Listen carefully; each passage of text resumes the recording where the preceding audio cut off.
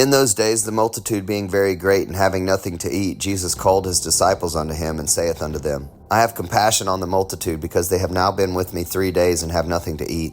And if I send them away fasting to their own houses, they will be faint by the way, for divers of them came from far. And his disciples answered him, From whence can a man satisfy these men with bread here in the wilderness? And he asked them, How many loaves have ye? And they said, 7. And he commanded the people to sit down on the ground, and he took the 7 loaves, and gave thanks, and brake, and gave to his disciples to set before them. And they did set them before the people. And they had a few small fishes, and he blessed, and commanded to set them also before them. So they did eat, and were filled. And they took up of the broken meat that was left 7 baskets. And they that had eaten were about 4,000, and he sent them away. And straightway he entered into a ship with his disciples, and came into the parts of Dalmanutha. And the Pharisees came forth and began to question with him, seeking of him a sign from heaven, tempting him. And he sighed deeply in his spirit, and saith, Why doth this generation seek after a sign? Verily I say unto you, there shall no sign be given unto this generation. And he left them, and entering into the ship again, departed to the other side. Now the disciples had forgotten to take bread, neither had they in the ship with them more than 1 loaf. And he charged them, saying, Take heed, beware of the leaven of the Pharisees, and of the leaven of Herod. And they reasoned among themselves, saying, It is because we have no bread. And when Jesus knew it, he saith unto them, Why reason ye because ye have no bread? Perceive ye not yet, neither understand? Have ye your heart yet hardened? Having eyes see ye not, and having ears hear ye not, and do ye not remember? When I brake the 5 loaves among 5,000, how many baskets full of fragments took ye up? They say unto him, 12. And when the 7 among 4,000, how many baskets full of fragments took ye up? And they said, 7. And he said unto them, How is it that ye do not understand? And he cometh to Bethsaida, and they bring a blind man unto him, and besought him to touch him.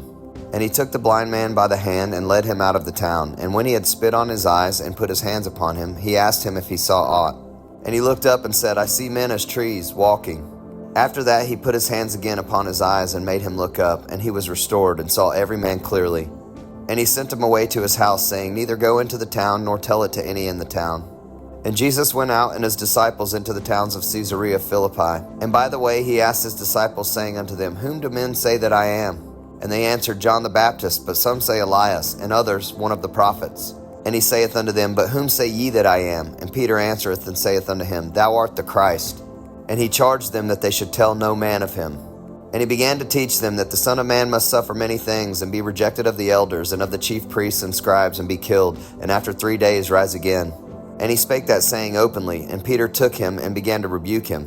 But when he had turned about and looked on his disciples, he rebuked Peter, saying, Get thee behind me, Satan, for thou savorest not the things that be of God, but the things that be of men. And when he had called the people unto him with his disciples, he said unto them, Whosoever will come after me, let him deny himself, and take up his cross, and follow me. For whosoever will save his life shall lose it, but whosoever shall lose his life for my sake and the gospel's, the same shall save it.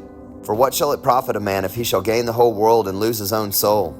Or what shall a man give in exchange for his soul? Whosoever therefore shall be ashamed of me and of my words in this adulterous and sinful generation, of him also shall the Son of Man be ashamed when he cometh in the glory of his Father with the holy angels.